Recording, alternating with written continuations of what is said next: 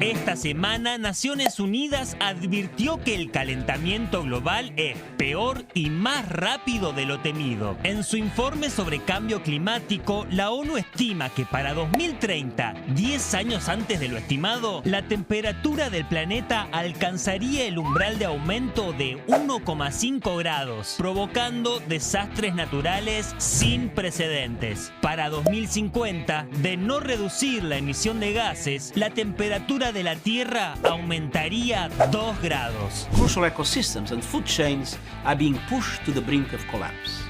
This is suicidal.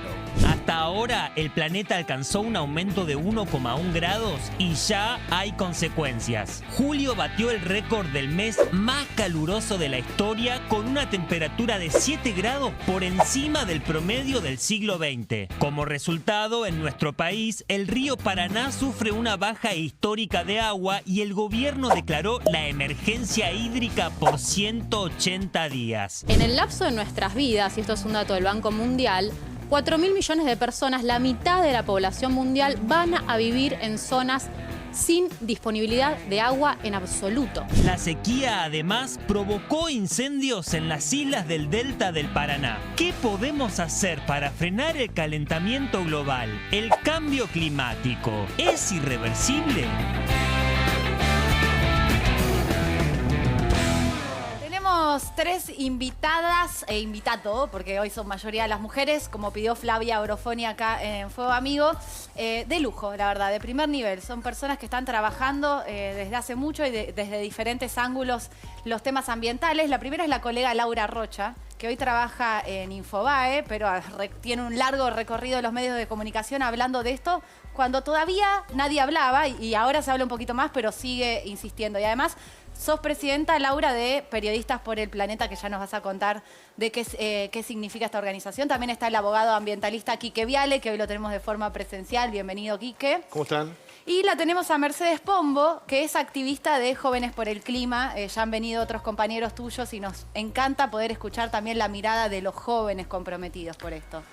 Bueno, hubo un informe, ¿no?, de Naciones Unidas. A mí realmente me impactó, cualquiera que no está muy al tanto, ¿no?, de temas de ambiente, creo que se habría visto sorprendido, ¿no?, por la urgencia y la necesidad de resolver ya este problema. Creo que esta es la gran novedad, Laura, ¿no? Yo lo leí, de hecho, en la nota de ella. Vi una alerta de Infobae y de repente estaba la nota de ella y dije, ¿qué significa esto? Ya está, el mundo se va a acabar, como decía Molotov. Situación dramática, bueno, no. Situación urgente. Esto uno creía que se podía resolver durante décadas y lo que uno lee es que hay que resolverlo ya. Sí, digamos, la urgencia y que tenemos cada vez menos tiempo es lo que transmite en realidad el informe del Panel Intergubernamental de Cambio Climático, que depende de la ONU, como decían ustedes. ¿Es un panel? Contanos qué es, porque a veces ustedes lo pasan de largo como si todos supiéramos qué es el IPCC. Es el IPCC, por sus siglas en inglés, y está compuesto por miles de científicos de todo el mundo que van participando según los reportes. Este es el 6º reporte que hace el IPCC, o sea que, digamos, tanto que urgente y tenemos que empezar ya, o sea, lo venimos escuchando hace más de 30 años. Y son científicos que están en distintas partes del mundo, que están diciendo registro tal en tal lugar, Lo que pasa, Laura, es que uno había escuchado que esto se iba a programar, por lo menos la acción, a lo largo de décadas. Lo que uno leyó es que esto no nos podemos demorar mucho más tiempo. No, pero se viene advirtiendo, y los científicos lo vienen advirtiendo hace, como yo te decía, 30 años. Si hablamos incluso de las petroleras tenían esta información incluso antes que los propios científicos. ¿Ah, sí? respecto de la contaminación que genera el dióxido de carbono. Las petroleras tenían esa información desde la década del 70.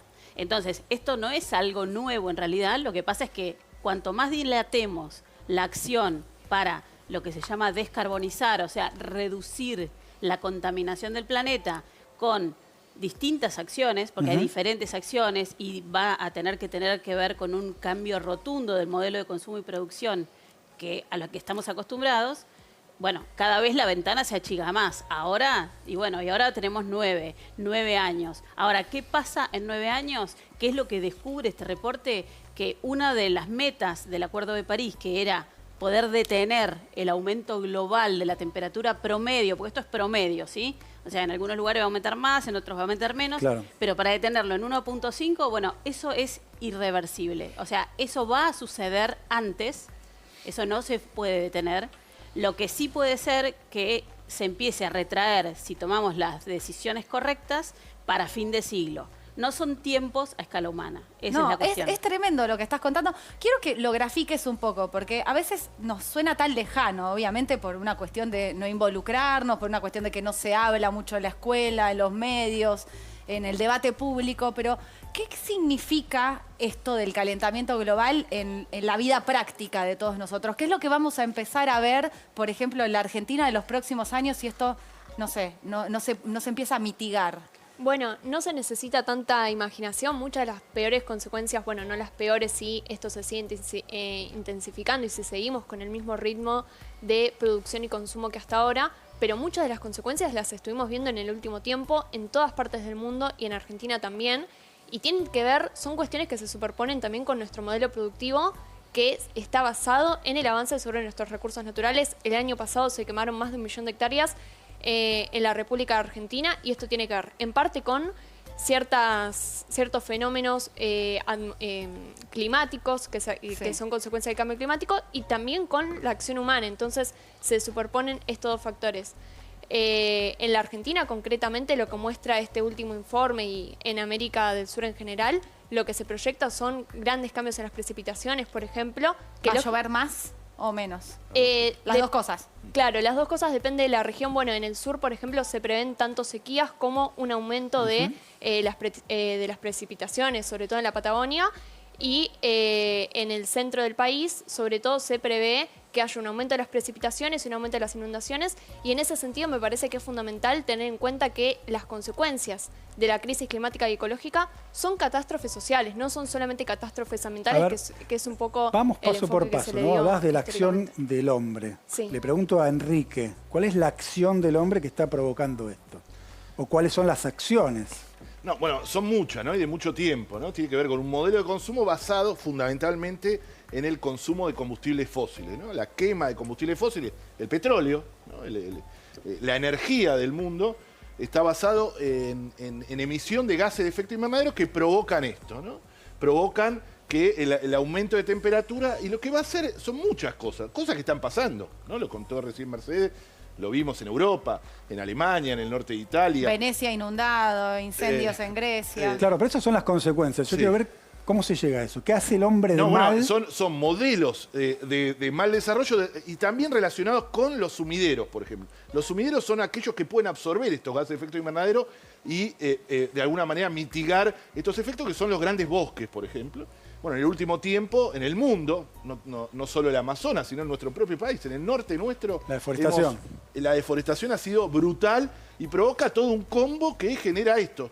Y lo que va a hacer son eventos climáticos extremos más virulentos y más recurrentes. Y que van a afectar además a la gente que menos recursos tiene, Siempre obviamente, es así. ¿no? Sí, Me parece que era lo que vos querías llegar Sí, recién. justamente me parece muy importante, sobre todo esta cuestión, algo que reafirma el informe es que las consecuencias del cambio climático, que el cambio climático está directamente asociado, y de esto no queda ninguna duda, al accionar humano, pero cuando se habla de la humanidad como conjunto se diluyen las responsabilidades. Según la Oxfam, el 1% de la población mundial emite más que el 50% más pobre. Entonces también A ver, repetí de nuevo esa cifra. el 1% más rico de la población mundial emite más que la mitad de la población más pobre a nivel global. Y en este sentido también tenemos que pensar que el problema no es la humanidad, sino un modelo de consumo y de producción injusto y además un modelo económico, porque muchas veces también está esta cuestión de que el ambientalismo no toma el aspecto económico. Y en realidad es al revés. La economía toma a la cuestión ambiental como una externalidad y no la tiene en cuenta Total. Ahora, a la hora Laura, de pensar este Vos este recién modelo. mencionaste el Acuerdo de París y Estados Unidos regresó al Acuerdo de París a partir de la decisión de Biden. Y también se anunciaron medidas más drásticas de alguna manera para intentar controlar o justamente el avance de la contaminación sobre el medio ambiente. ¿Qué efecto puede tener eso en concreto? Bueno, digamos, Estados Unidos en realidad, sí, tenés razón, Biden lo hizo reingresar, casi no salió, porque en realidad fueron los 4 años de Trump y como el proceso demoraba casi 4 años, en realidad casi Nunca ni terminó alcanzó de a ir. salir, exacto. Pero, bueno, ¿qué puede tener? Bueno, puede tener unas décimas de grado más de acción, Pero la cuestión tiene que ver más que con un país. O sea, está bien que Estados Unidos, China, son los más grandes responsables, digamos, de la contaminación, exacto. O, por ejemplo, la India, ¿no? Pero ahí vos, en el medio, se llaman responsabilidades comunes pero diferenciadas. O sea, la Argentina, por ejemplo, que apenas representa casi un 1% de la emisión de gases de efecto invernadero en el planeta, es número 22, porque... ¿Por qué está en número 22 entre toda esa lista larguísima de países? Bueno, porque per cápita, o sea, cada uno de nosotros, porque somos pocos, emitimos como un italiano o como un francés. Y cuando Kiki hablaba de los sumideros, o sea, los sumideros es, ustedes para que se den una idea, los árboles en los troncos tienen carbono. Entonces, cuando uno corta un árbol, ese carbono se va a la atmósfera. Nosotros los gases de efecto invernadero los necesitamos para vivir, si no el planeta Tierra sería helado. Claro. El problema es que la acumulación que se ha venido dando desde la revolución industrial hace que esa capa sea cada vez más gruesa, más gruesa, más gruesa. Y los rayos que entran del sol después no pueden salir y se quedan creando este efecto invernadero. Ahora, tengo una pregunta de ignorante total que mi amiga Luli la otra vez de Greenpeace me decía, me hablaba del permafrost que se empezó a derretir. Yo no sabía ni que existía esa palabra. Es otro sumidero. Eso es otro sumidero. Son los hielos permanentes, que se denominan hielos permanentes, que en general están en los polos, y que cuando empiezan a derretirse, además de liberar carbono y liberar bacterias. Virus. O sea que es una capa que está ¿en dónde? Que está en los polos. En los polos de hielo, la capa de hielo. En los dos polos, polo norte y polo sur. Entonces, cuando empieza a derretirse, empiezan a liberar no solo carbono, sino virus que hay retenidos, bacterias que hay retenidas ahí. O sea, 1000 pandemias. Exactamente. Ahora, cuando ustedes dicen de cambiar el modelo de consumo y producción, ¿es en definitiva un cuestionamiento del modelo capitalista? Bueno, hay un autor que dice que es más fácil imaginar el fin del mundo que el fin del capitalismo, ¿no? y obviamente... Me voy a llorar, ya está. No, poneme molotov y vamos todos a llorar. Y hay un debate muy grande de cómo se llama esta era geológica. ¿No? Hay autores que hablan de la era del antropoceno, el ser humano como una era geológica más del impacto que ha hecho desde la revolución industrial. Pero hay otros que van más allá y dicen, no, es la era del capitaloceno, porque la culpa la tiene el capitalismo. Eso es un debate que hay muy grande, pero por supuesto, miren, si todos viviéramos como un estadounidense medio, no, pero para que entiendas esto, si todos tuviéramos el nivel de consumo en estadounidense medio, necesitaríamos 6 planetas. Es decir, que es insostenible en sí mismo. Me estás diciendo que sí, es un cuestionamiento del modelo capitalista. Es un cuestionamiento a los modelos de consumo del norte global, claramente, y tiene mucho que ver eso, ¿no?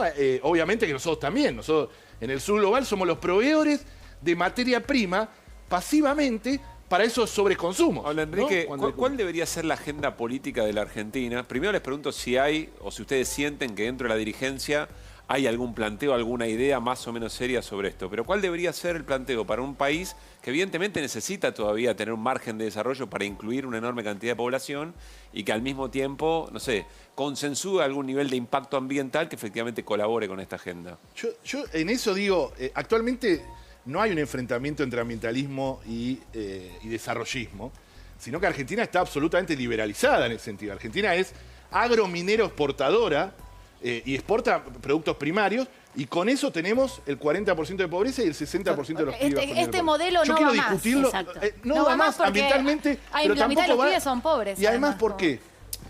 Biden la semana pasada, con todas las automotrices, con los autos de atrás, anunció que para el 2030 el 50% de los automóviles en Estados Unidos van a ser eléctricos. Es decir, que el nivel de consumo va a ser dramático, como va a bajar el nivel de consumo de petróleo, y nosotros apostar a vaca muerta, ¿no? En términos económicos lo digo, ¿eh? Ni siquiera en términos ambientales tengo un montón de cosas para decir.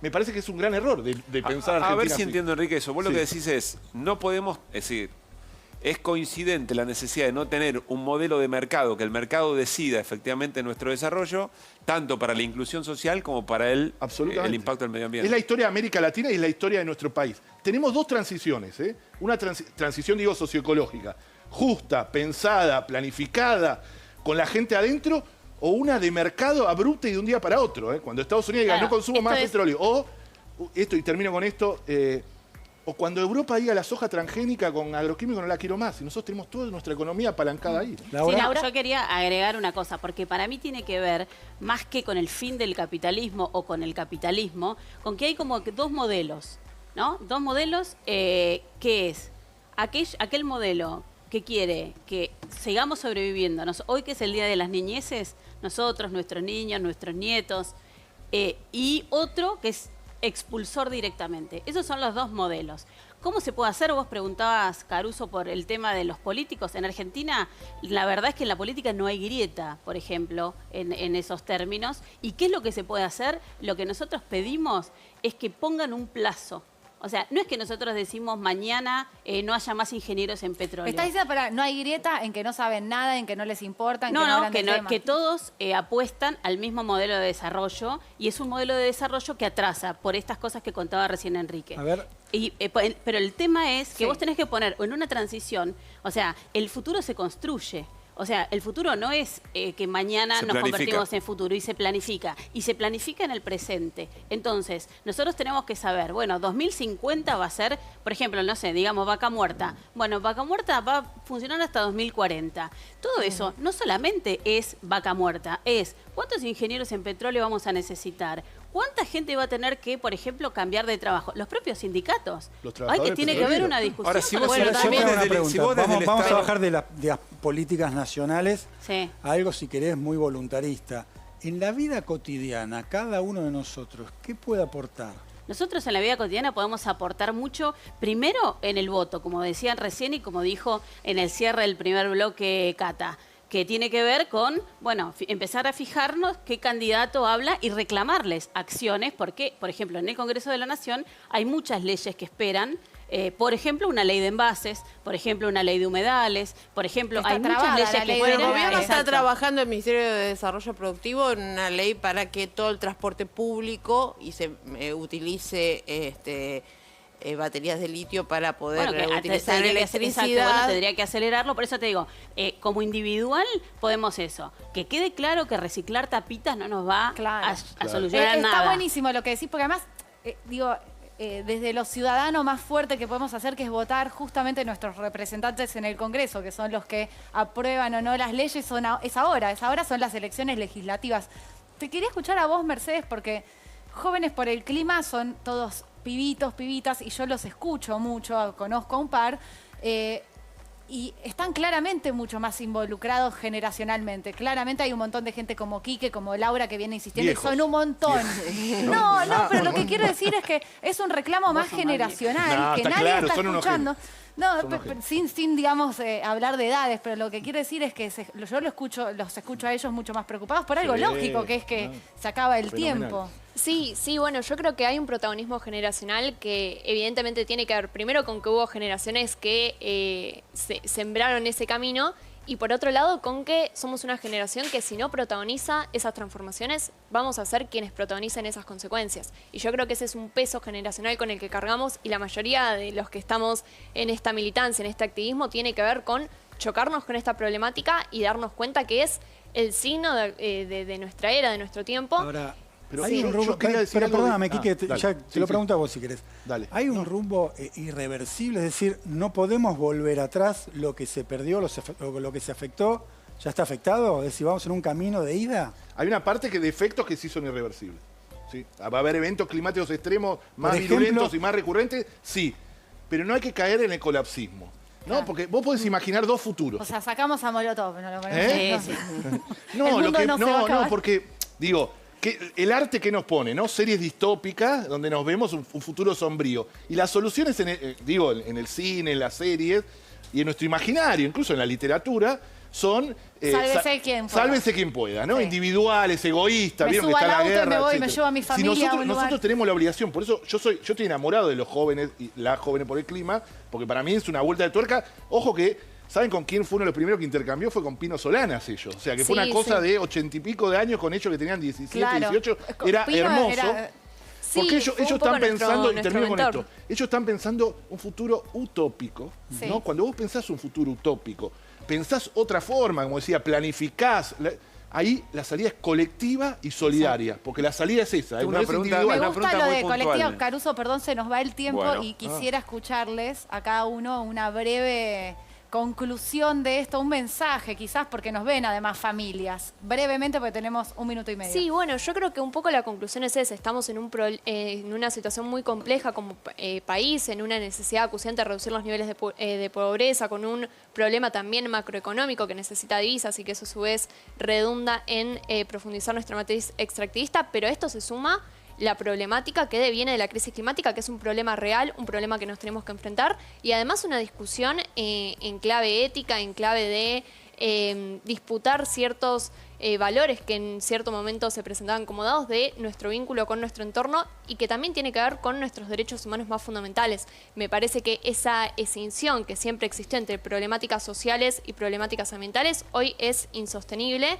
así que en ese sentido yo creo que esto requiere mucho más involucramiento desde la sociedad, porque también, y con esto cierro, es un reclamo que no es solamente de cara a un gobierno, porque un mandato dura 4 años, sino que es de cara a la sociedad repensar cuál tiene que ser nuestro proyecto de país, y eso es algo que no se puede abordar desde ni un solo gobierno, ni desde una sola cartera ministerial, sino realmente es algo, como decía Quique, colectivo. Tus 30 segundos, Quique. 30 segundos. Hay un grupo de escritoras, periodistas por el planeta, jóvenes por el clima, que están pidiendo un cupo socioambiental para estas elecciones. Lo firmé. Lo firmó Cata. Y le tengo que preguntar a todos los candidatos. No, pero mi porque es un compromiso. mensaje a los candidatos, pero también al periodismo. Ustedes lo cumplen, pero son de los pocos programas que cumplen, que dicen el 25% de los temas tienen que ser socioambientales en los debates. Hasta ¿no? ahora estamos cortos de eso. A todo lo que le preguntamos, te dicen, sí, lo tenemos. ¿Cuál? Lo tenemos y lo tienen encapsulado. Ahí hay que aprender mucho de lo que fue las mujeres, ¿no? Que pudieron transversalizar lo que dijiste un poco al principio. Y el miércoles a las 4 de la tarde, en Plaza de Mayo, van a estar llegando en kayak, que están viniendo de la multisectorial por humedales en kayak, por el Paraná, para entregar un petitorio al Congreso a las 18 horas por la ley de humedales. Bueno, yo... 10 segundos. No vale que me dejen 10. Bueno, pero yo creo que no hay que ser apocalíptico, que el futuro claramente está en nuestras manos, pero nuestras manos son también las manos de nuestra dirigencia. Hay que exigirles a ellos. Cuando hablamos, por ejemplo, de hidrovía, no hablamos solamente de la concesión de la hidrovía, sino que hablamos de la sequía extrema que sufre el Paraná y del peligro que incluso corren hoy el precio de los commodities por la sequía extrema del Paraná, cuánto cuesta sacarlos por Bahía Blanca. Entonces, Bien. todo está relacionado y todo tiene que ser interseccional. Bien. Todo tiene que ser y transversal, agenda transversal. Laura, Mercedes, Quique, gracias. Sí, tenemos que correr. Muchas gracias. Muchas gracias. Van a venir de nuevo, de todas formas. Sí, lo vamos a hacer. Es nuestro